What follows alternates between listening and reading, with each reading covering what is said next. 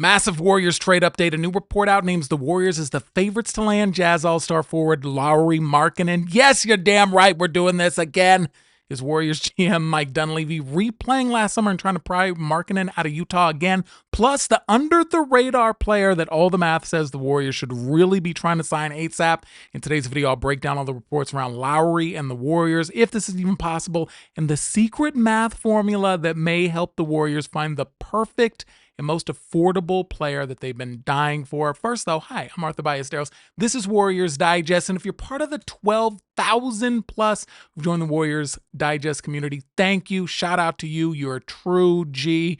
And if you're part of that percentage who watches our videos on a regular basis, but you haven't subscribed yet, hit the button, become a true G, and you get notified when new videos drop, and it really helps the channel. We greatly appreciate it so we can talk about news like this. The Golden State Warriors named favorites to shockingly land All-Star forward. This is about Lauri Markkanen. And if you remember last offseason, it was all about Lauri Markkanen.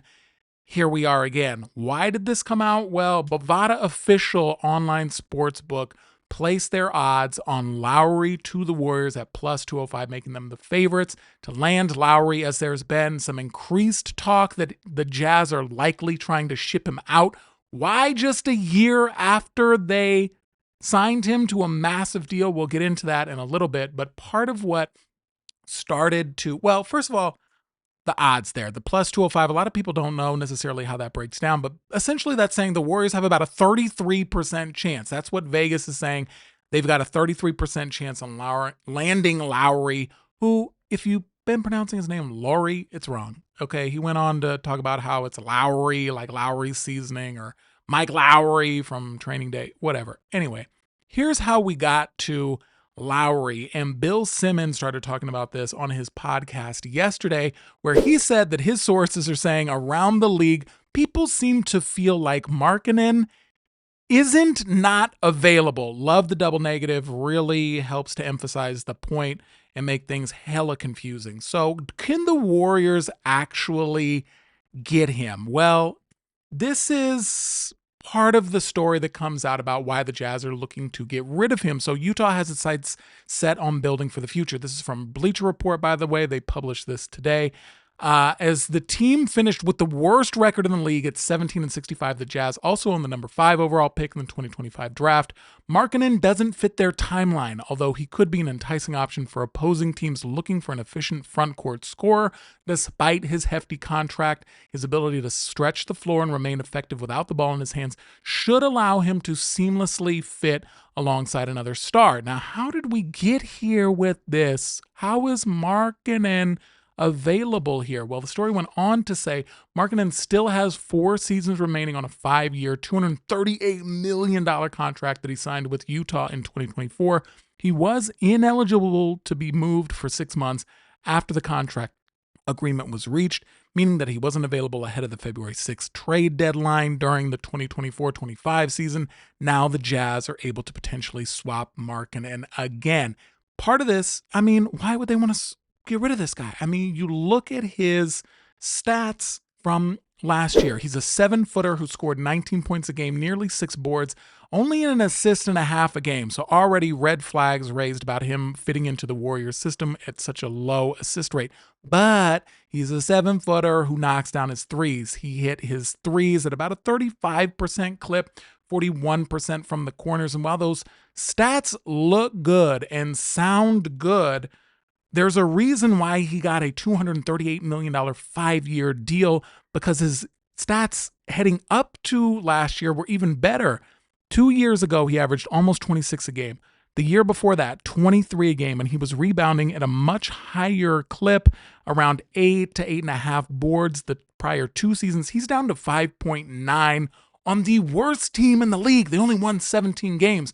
Lots of money to spend for a guy who is not helping you win. Now, obviously, there's lots of other problems in Utah, lots of stuff going on, but his contract, my Lord, $46 million this upcoming year, 46 the year after, 49, 53 when he is 31 years old, and then he will be an unrestricted free agent at 32. I don't like this value for the Warriors. Does this even fit into the Warriors' salary cap picture, when you look at a deal like this, he's making $46 million this year. How could you theoretically even trade for him? Look at who is available here.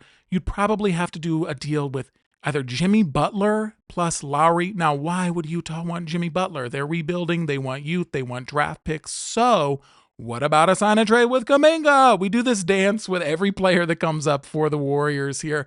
Again, if the Warriors were to theoretically sign and trade Kuminga, say they give him a $30 million a year contract. Now, because of the new CBA, his outgoing value is only going to be worth about $15 million. So you'd have to pair him with what? Whom? Draymond Green? Then you get to 40. And then you could maybe add in Brandin Podziemski, get to $43 million, use a trade exception there. You do also have about an $8 million trade exception that you could use, maybe trading Draymond, coming on the sign and trade, and then use that $8 million. No, that's not moving the needle. Now, Utah may want somebody like Kuminga, as he does fit their timeline. Only being 22 years old, he could be an interesting prospect for them. I'm not going to rule this trade dead in the water, but the Warriors would just have to give up so much, including multiple draft picks, for a guy who really, I mean, the jury is out on whether or not he can contribute to winning basketball. So I think the price is way too high to pay for somebody who still would have 4 years left on the deal. I don't think that's going to be looking too good when he's 32 years old and you're paying him $53 million a year. That's what Steph is making this year, basically. Well, Steph's making 59, but close. But I want to point your attention to who the math says the Warriors should be getting. Now, I want to welcome you over to my TED Talk about a player who I have not heard anybody in Warriors Nation talking about, but all of the math here says the Warriors should be targeting. This, my friends, is my TED Talk on math and how it equates to the NBA and finding the perfect free agent. This is a formula called cosine similarity. Now, this is used in analytics when trying to find a player of a similar role. How does this break down? Well, let's go over to the big board here, John. That's not what I wanted to do. This is what I want to do.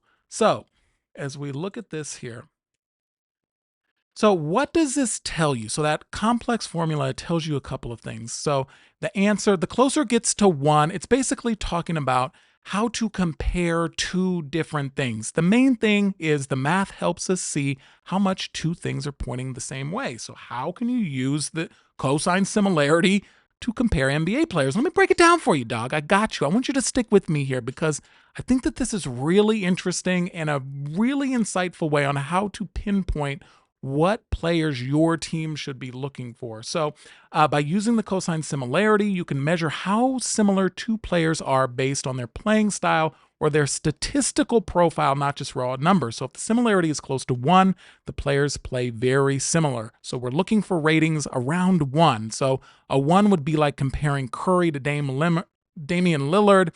Both play similar styles. If it's closer to 0, it means they play very differently. So like Steph versus Rudy Gobert, or if it's a negative, they're doing opposite things on the court, which is really rare in basketball stats. So I use this principle to find the exact player that the Warriors should be targeting in free agency. And this is how teams use this cosine similarity to find free agents. So they can find player replacements this way, like who plays like Draymond Green but is cheaper. They compare rookies to veteran. Does this rookie play like Kawhi did in year 1? Or cluster players by style, so 3-and-D types, creators versus slashers. So what I wanted to put together was the Warriors style vector and exactly what they need in a center. We've all been screaming for it. We all saw it in the playoffs. We've seen the options out there. So this is what constitutes the perfect Warriors center to fit into their style. Number 1 and most important is they're going to have to be able to shoot threes. They need the floor spacing because it's essential. They're going to need to be a rim protector, having a high block percentage, rebounds per game, the ability to crash the boards. Passing is going to be key in the Warriors' motion offense, and their defensive rating or their plus minus. So these are all the components that make the statistical best match for the Warriors when it comes to center, when they're looking for a big here in this offseason. Who did the algorithm find here? Interesting. Two players we've talked about extensively, Brook Lopez and Naz Reid. If you missed either one of my breakdowns on why both of those players are perfect fits for the Warriors, you can check them out. They're in the off-season playlist here. But here's a name we haven't talked about yet, and it's extremely interesting. Say it with me. Guerschon Yabusele. Guerschon Yabusele. He's a power forward for the Philadelphia 76ers. You may know him from the Olympics. He was part of that silver medal winning team for France. You saw him dunk on LeBron James. He's a guy who was drafted years ago by the Boston Celtics, number 16 in the first round, showed a lot of potential, but then bounced around for a couple of years and was out of the league. After his performance at the Olympics, the Sixers gave him a shot on a $2 million vet minimum. Ended up kind of balling out. He scored 11 points, 5.5 boards. What's really interesting about him is he's a little bit older, but he is a little bit bigger. So here, take a look at his stats a little bit closer from last year. So Guerschon Yabusele, 11 points, 5.5 boards, 2 assists. Not really a rim protector, as he only got about 0.3 blocks per game. This is all in about 27 minutes, but he shoots the three-point shot, 38% of his threes he was knocking down. He hit 36% on corner threes, which is a little weird because you normally see players hit their threes at a higher rate from the corners. A little strange, but still very intriguing. When we look at his shot chart, look at that.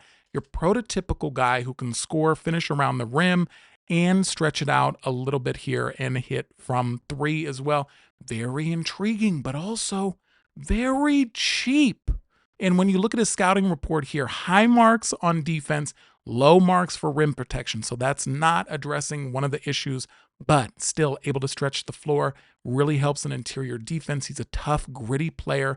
Most of all, though, affordable. Yabusele is somebody who they're saying could probably be signed for that biannual exception. When we look at the Warriors salary cap situation, we do know that they do have that $5.1 million biannual exception, which is something that you could bring in Yabusele. I'm not saying he's the guy who is going to move the needle entirely, but he's a piece. He's one of those guys who's physical, can rebound, can stretch the floor, shoot the 3, play interior defense. He's a postseason piece that puts you over the edge. It's a game of inches in the postseason.